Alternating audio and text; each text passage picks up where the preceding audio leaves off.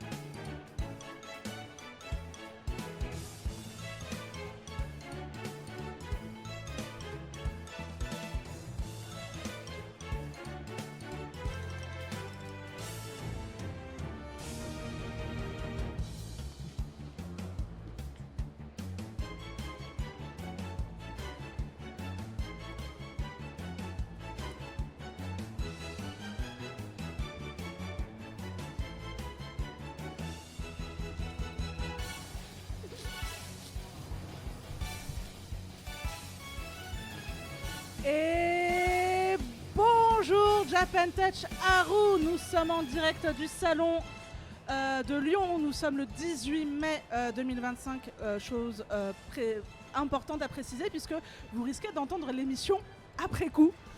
Donc si vous entendez du bruit autour de nous, c'est normal, nous sommes en plein milieu du salon. Donc je suis Mido, voilà. Votre hôtesse pour cette émission et j'ai deux incroyables invités pour ce matin. Si, incroyable. Nous avons Versin. C'est moi. Et Bonjour. et nous avons Arcane. Bonjour. Alors, C'est Lou. Pour celles et ceux qui savent pas. Alors, vous ne savez pas, mais on a eu une petite période de off et depuis tout à l'heure, voilà, c'est la bonne humeur, la bonne entente, hein. Ouais. Lou, elle Si on rigole doit beaucoup. taper Versant, ça va.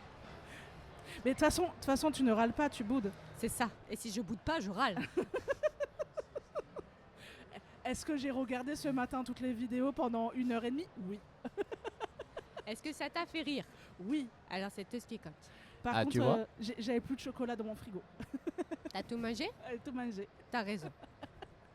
Bon, alors, aujourd'hui, donc vous êtes invité à la Japan Touch Haru en tant que créateur de contenu. alors c'est infernal. Vous verrez, pour ceux qui verront la vidéo, que c'est très compliqué d'être sérieux. Versant est un enfant qui fait que des bêtises. Je fais pas que des bêtises, je rigole. Après, vaut mieux rigoler que pleurer. Voilà, on est d'accord. d'accord. Merci. Chips. Voilà. Lui, il va dire Twix. Oui, c'est vrai, c'est Twix. C'est ça qui est logique. C'est Twix, deux doigts coupe-fin, on dit la même chose. Les chips, il y en a plein dans le paquet, ou alors il y en a une. Par contre, les Twix, il y en a deux. Oui, mais dans le paquet de chips, il y en a souvent une qui est moins fraîche que les autres. Mais il est où le lien avec le fait de dire quelque chose en même temps?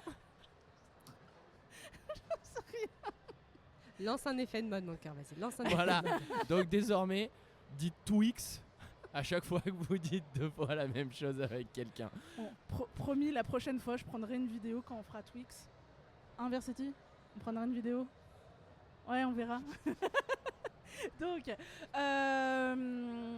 présentez-vous en quelques mots pour les peu de personnes qui ne vous connaîtraient pas. Vas-y Lou. Non, vas-y Arcane.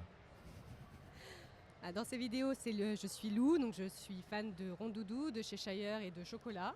Et j'aime le taper parce qu'il achète beaucoup trop de choses et qu'on manque de place à la maison. En dehors des vidéos, tu es Arcane, tu es fan de Rondoudou, de chocolat et de... T'avais dit quoi en troisième? Cheshire. Cheshire. Et t'adores me taper. On t'a dit de te présenter toi, pas moi. Ah oui, d'accord. Moi, c'est Versin et je suis pas fan de Rondoudou, chocolat et Cheshire et j'aime pas me faire taper par Lou. Et sinon, on fait des vidéos humoristiques. Si vous rigolez pas, c'est que vous avez pas compris la blague.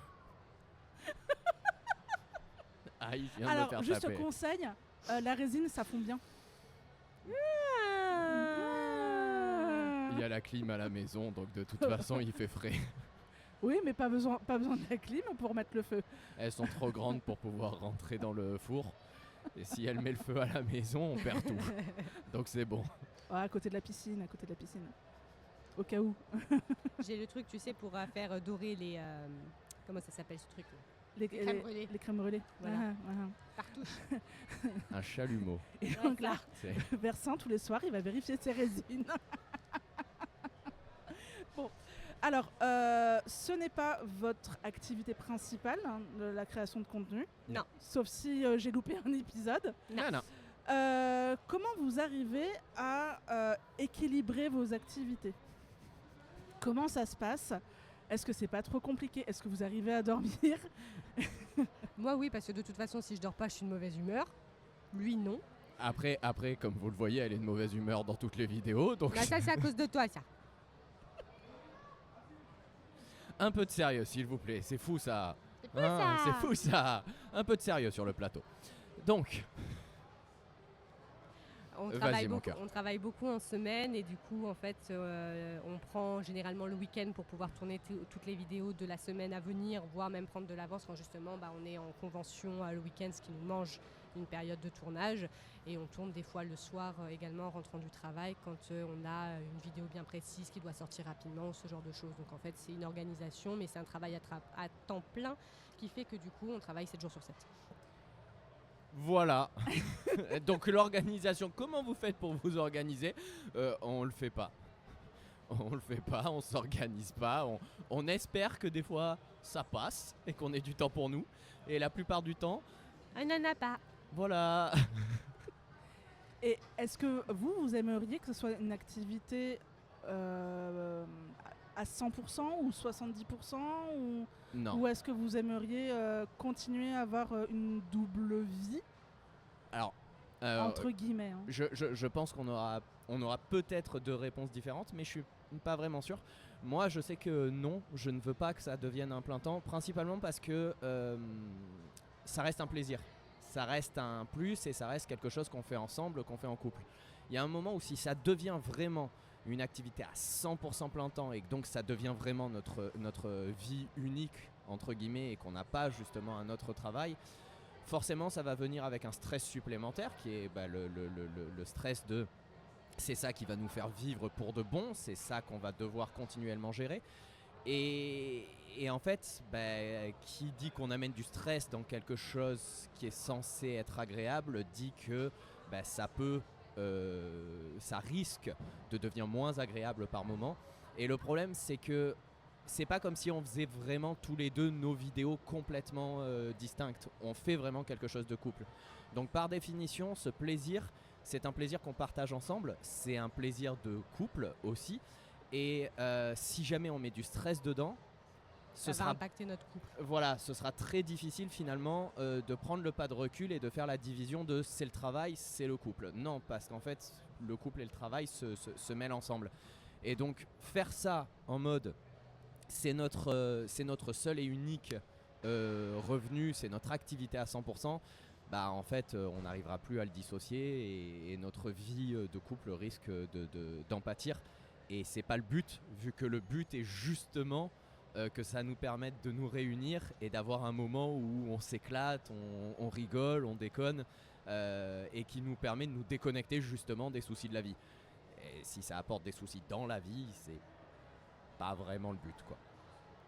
Je suis assez d'accord là-dessus. Et puis, alors personnellement, j'ai déjà travaillé avec mon conjoint à l'époque. Et en plus, je travaillais de la maison et je sais que ça ne m'a pas du tout convenu parce que finalement, j'étais totalement isolée. Donc, j'ai besoin de ce contact social avec d'autres personnes. Et là où je le rejoins parfaitement, c'est qu'effectivement, travailler avec son conjoint, il peut y avoir du positif, mais en même temps, s'il y a trop de stress, ça détruit un couple.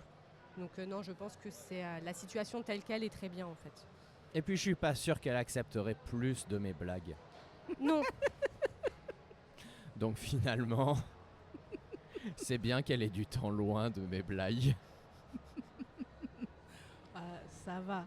Il y a pire. Ça fait sourire, ça fait rire.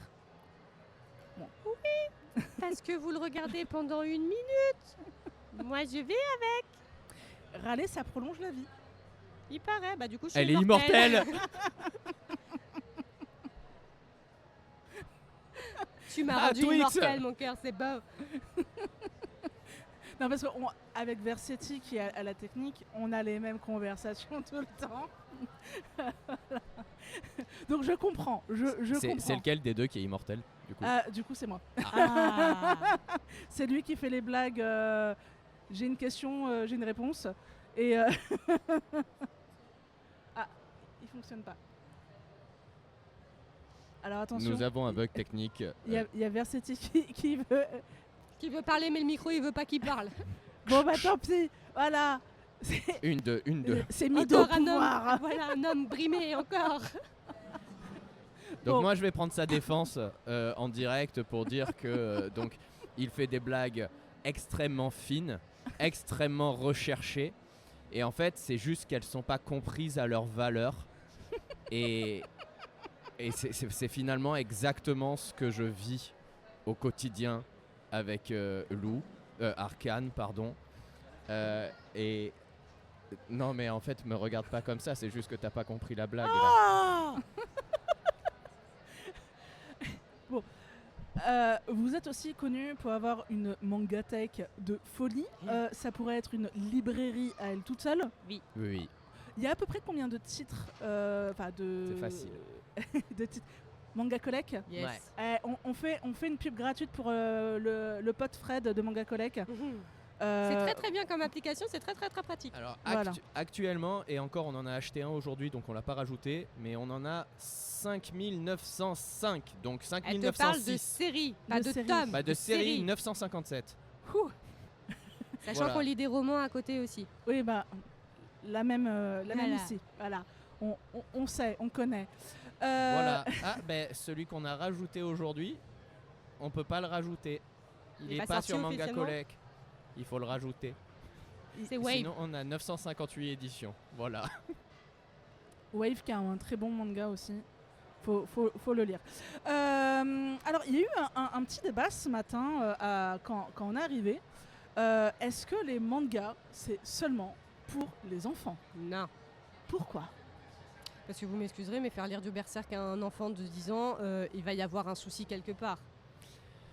Et puis, en fait, le manga est la BD japonaise. Donc, en soi, pourquoi la BD française serait destinée également aux adultes et du coup, le manga exclusivement aux enfants? C'est juste un style différent qui vient d'un pays différent, mais en soi, c'est exactement la même chose. On a des histoires, effectivement, qui sont plus enfantines, comme Chi ou Mermaid Melody ou autres. Qui Mais sont considérés comme des kodomo, Voilà. du coup, enfants en japonais. Tout à fait. Et après, on a des mangas qui sont quand même beaucoup plus durs, que ce soit psychologiquement, que ce soit visuellement, que ce soit sur le sujet abordé. Et donc, faire lire ça à des enfants, c'est totalement aberrant. Donc, on ne peut pas dire que les mangas sont faits pour les enfants à partir du moment où ils ne sont pas faits pour tous les âges. Bah, c'est surtout qu'en fait, comme toute œuvre, ça couvre un énorme panel, et de même qu'il y a des livres pour enfants, des livres pour ados, des livres pour adultes, il y a des mangas pour enfants, des mangas pour ados, des mangas pour adultes. Bien sûr qu'il y a les noms des différents styles de toute façon directement à la base, donc effectivement les kodomo, les shonen, les seinen, les josei, les... Alors, Mais on va expliquer un petit peu Bien pour sûr, les sans les problème. néophytes. bah, kodomo donc pour les enfants, shonen c'est pour les jeunes ados, seinen c'est pour jeunes adultes à adultes, puis ensuite après il y a la partie pour plus le public féminin, donc on a les shoujo qui sont plus pour les jeunes femmes, et ensuite les josei qui sont pour les femmes plus matures / adultes. Donc il y a de toute façon ça, et même dans des œuvres pour plus jeunes, on peut se retrouver avec des thématiques. Un très bon exemple en fait, ce serait Hunter x Hunter, par exemple. Hunter x Hunter est une œuvre que moi j'ai découvert le milieu manga avec cette œuvre. Je sais plus, je crois que j'avais entre 7 et 10 ans, quelque chose comme ça. Et j'ai lu cette œuvre, je l'ai trouvée excellente, ça m'a accroché directement au milieu manga. Puis j'ai relu cette œuvre 15 ans plus tard, et en fait j'ai réalisé que je lisais une œuvre différente. En fait, je lisais pas une œuvre différente, je lisais la même, mais ma perception de l'œuvre a totalement évolué. Et donc même dans quelque chose qui pourrait être, vu que Hunter est un... Ouah.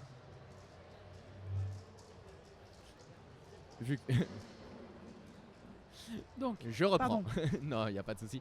Vu que Hunter est considéré comme un shonen justement, donc ce serait pour un public entre guillemets plus jeune, mais malgré tout il y a des thématiques, il y a de la philosophie et donc il y a de la philosophie et des thématiques abordées et une complexité dans la façon de les aborder qui font que en le réattaquant en étant plus âgé, On n'a pas la même vision des choses. c'est ça, Mais c'est un peu absolument. comme les Disney. Les Disney, beaucoup vont dire effectivement que c'est pour les enfants, mais finalement, vous regardez un Disney avec vos yeux d'adulte, vous voyez des messages psychologiques, vous comprenez des messages parce que vous avez maintenant un vécu d'adulte et donc un recul sur l'histoire qui est racontée qui est totalement différent.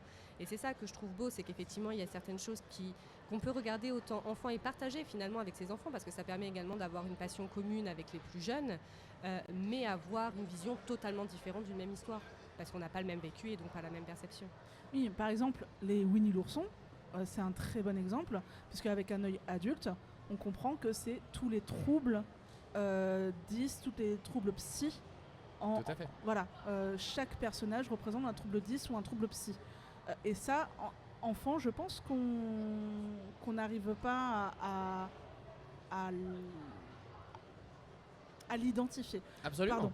Non, pas de souci. C'est le Et matin. et c'est pas plus mal qu'en tant qu'enfant on ne le comprenne pas et qu'on Oui. reste dans cette pureté finalement de l'histoire. Et qu'effectivement après adulte on comprend mieux. Comme toutes les princesses, elles ont toutes un problème psychologique.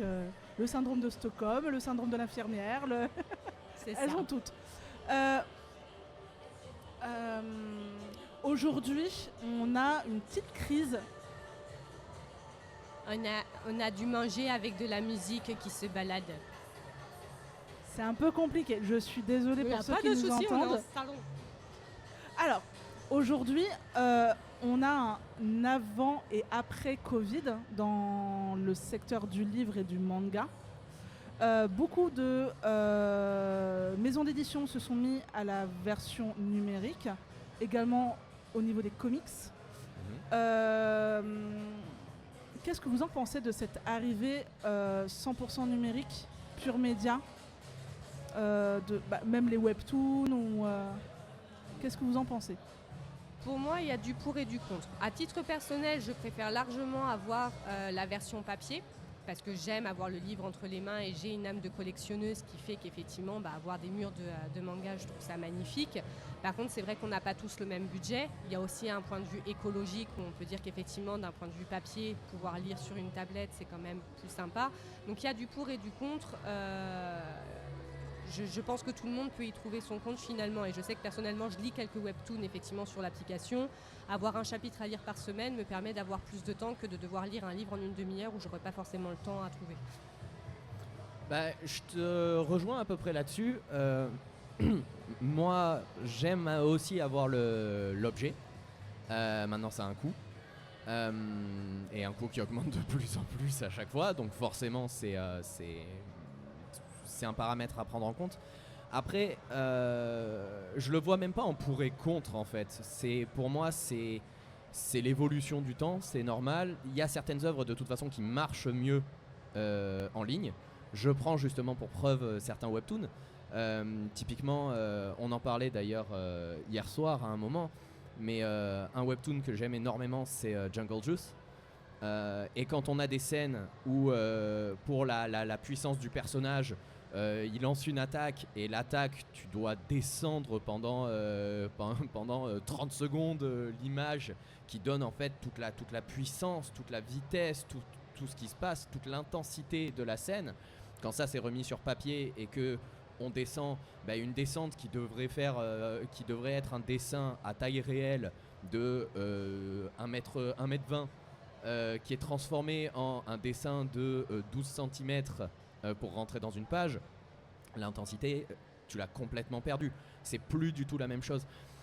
Donc en fait, pour moi, il n'y a pas vraiment de pour et de contre. En fait, c'est juste l'évolution de la chose et certaines œuvres sont plus faites finalement pour être des œuvres en ligne, numériques, et d'autres fonctionnent très bien sur le format papier. Pour les collectionneurs comme nous, c'est sûr que le format papier, ce sera toujours notre format de cœur.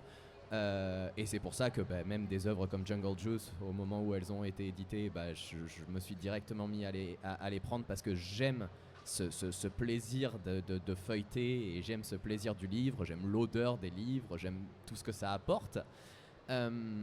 Mais par contre, je comprends tout à fait que ce soit pour l'accès comme pour finalement être capable de donner en fait une intensité qui sort du format que le livre peut donner, que le numérique explose comme ça. Je trouve que c'est une super chose. Pour les auteurs aussi, ça permet une facilité finalement de présentation de leurs produits. Je pense que ça Absolument. leur permet de se faire découvrir là où les maisons d'édition peuvent refuser plein d'œuvres qui pourtant ont un potentiel monstre. Et au moins sur Internet, ça leur permet de leur faire découvrir, d'avoir déjà leur public et puis après potentiellement de se faire éditer. C'est ça, du coup pour moi c'est pas l'un ou l'autre, en fait c'est l'un et l'autre. C'est deux formats qui sont finalement complémentaires et certains vont apporter un avantage, d'autres vont apporter un autre avantage et en fait ils sont censés cohabiter. La seule chose c'est voir comment est-ce qu'on est capable de faire en sorte, nous en tant que société, de les faire cohabiter et non pas justement de se mettre à les mettre en opposition. Là, de plus en plus, depuis quelques années, on a sur la scène du manga beaucoup de titres européens, notamment français, italiens. Est-ce que vous pensez que ces titres-là peuvent rivaliser avec le manga japonais ou est-ce qu'il y a encore un petit peu de marge? Et qu'est-ce qui pourrait être amélioré si vous voulez atteindre le niveau de reconnaissance par rapport au manga japonais? Sachant que par exemple, il y a l'animé Dreamland qui a été annoncé. Je pense pas qu'il y ait une question de rivalité. Chacun a sa place, chacun a son style. Même dans les mangakas japonais, chacun a un style et une patte bien à lui qui lui permet de se différencier. Donc je pense pas qu'il y ait une question de rivalité. Chacun a sa place et son public. Et voilà, je pense pas qu'il y ait des choses à améliorer. Après, on a chacun des techniques. Tout le monde peut améliorer ses techniques. Mais voilà, pas de comparaison entre les ethnies.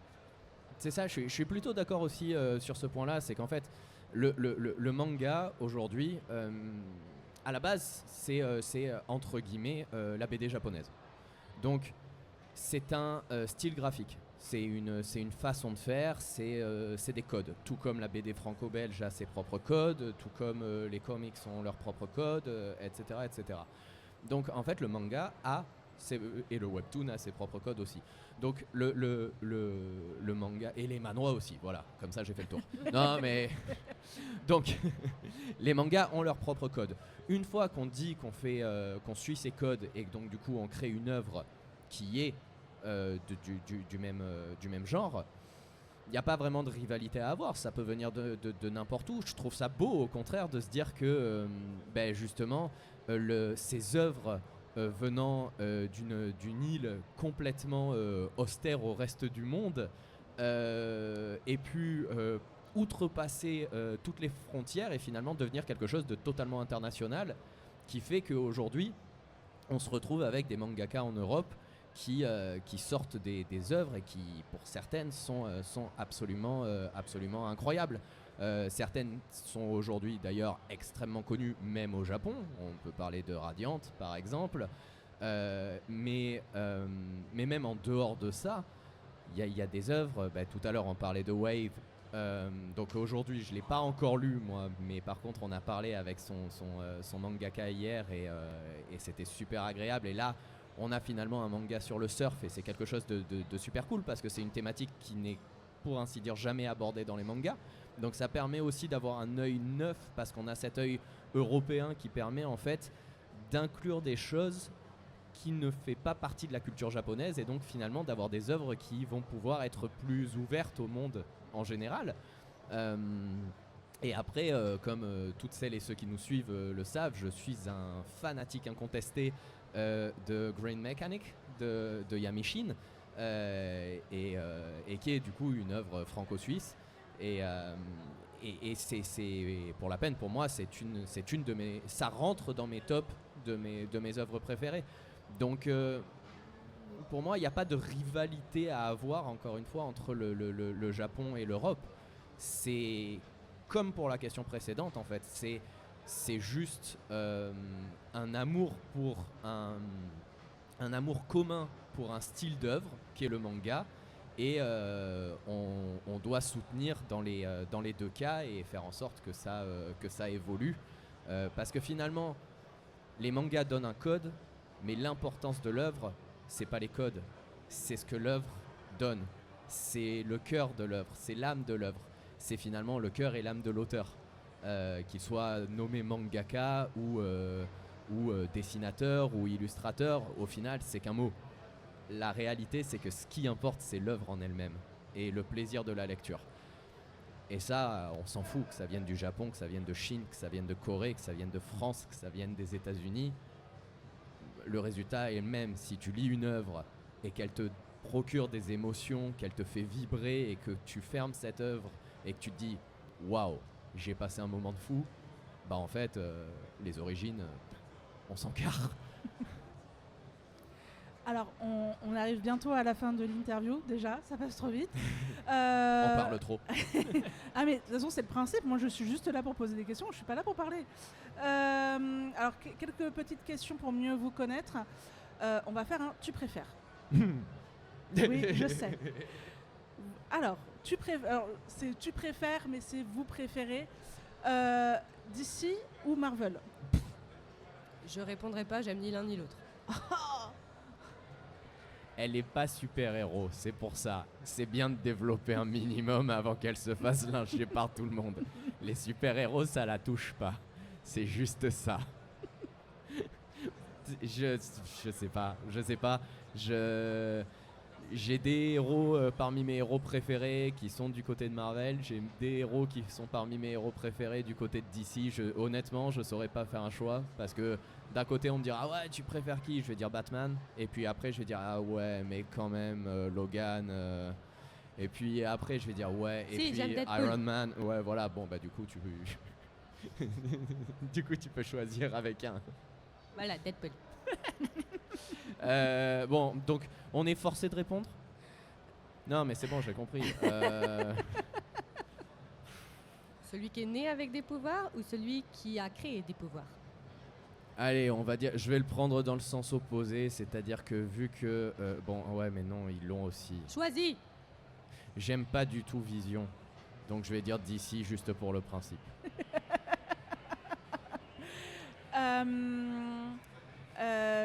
Disney ou Pixar? Disney.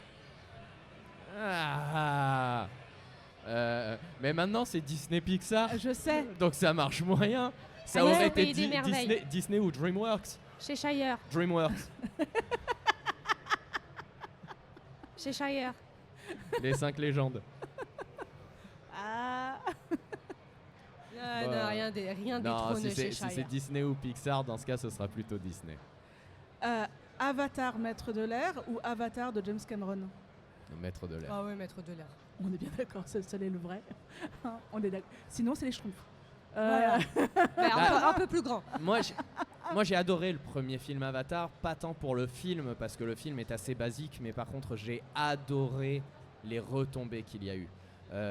J'étais encore à l'école, pas en école supérieure, mais j'étais encore en cours quand c'est sorti et j'avais fait justement un énorme speech dessus avec énormément de recherches et il y a eu d'énormes retombées sociales à la suite de ce film. Le film a pu être utilisé pour sauver des tribus en fait en utilisant littéralement la vision des méchants de ce film qui est très basique mais finalement a été utilisée et remise dans notre vie réelle par rapport aux gens qui attaquaient ces tribus et ça a permis justement de créer j'ai plus le mot awareness. La prise de conscience. Voilà, la prise de conscience, merci, désolé. Non, mais Et de créer cette prof d'anglais, donc c'est- y a pas de souci. de créer cette prise de conscience qui a permis d'aller sauver justement ces peuples. Je trouve ça absolument magnifique. Enfin, pour terminer, PC ou console? Je suis pas geek. Si, j'ai découvert Disney Valley, donc console. Ouais, mais bon. Ça reste un jeu. Oui. J'ai rien dit. Attention. Ah non, Et aucun sur jugement. téléphone, je joue à Merge of Dragon. Voilà. Ça reste un jeu. Attention. Alors, j'ai grandi avec les consoles, donc j'ai toujours été plus console que PC. Maintenant, aujourd'hui, étant donné que je fais tous mes lives sur PC, j'aurais tendance à aller vers PC. Après, je suis principalement pour la collection, le matériel, et non pas pour le démat. Et c'est vrai qu'aujourd'hui, avoir du tangible sur PC, C'est un peu compliqué. c'est très très compliqué. Mis à part prendre des collectors. Voilà, alors que qui se retrouve à ne pas avoir le jeu d'ailleurs Oui, maintenant, c'est ça. et t'as juste un code quand même pour le télécharger. Sur console aussi. Oui, mais sur console, t'arrives encore à trouver Oui. les jeux en physique. Joue sur PC, on a déjà Donc- peu de place avec les figurines, les résines, les mangas. Imagine si on doit avoir tous les jeux vidéo que tu Ça joues. me gêne pas. Moi si. Mais donc voilà, donc dû à mon attrait pour le physique, je dirais quand même console, mais c'est vrai que sur la facilité de jeu, PC. Vous remarquerez qu'il a toujours beaucoup de mal à faire des choix. En même temps, c'est le principe de la vie. La vie est belle, il y a du bon à prendre absolument dans tout. Non, le chocolat blanc c'est pas bon. Ce n'est pas du chocolat, c'est du beurre. Merci. De rien. Ok, C'est le kunyaman du chocolat. oui, mais il y a quand même du bon à en prendre. Non, c'est du gras et du sucre. D'accord, bon je change ce que je disais. Il y a du bon à prendre dans absolument tout dans l'univers, Sauf le chocolat. sauf blanc. dans le chocolat blanc. Et donc, chocolat blanc mis à part, forcément que c'est difficile de faire des choix, étant donné que une chose va nous apporter un point et une autre va nous en apporter un autre. En tout cas, je vous remercie pour cet échange. C'était super cool. Merci à Ça toi. nous a permis de mieux vous connaître, de mieux vous cerner. Et puis, de donner vos tags. Où est-ce qu'on peut vous retrouver?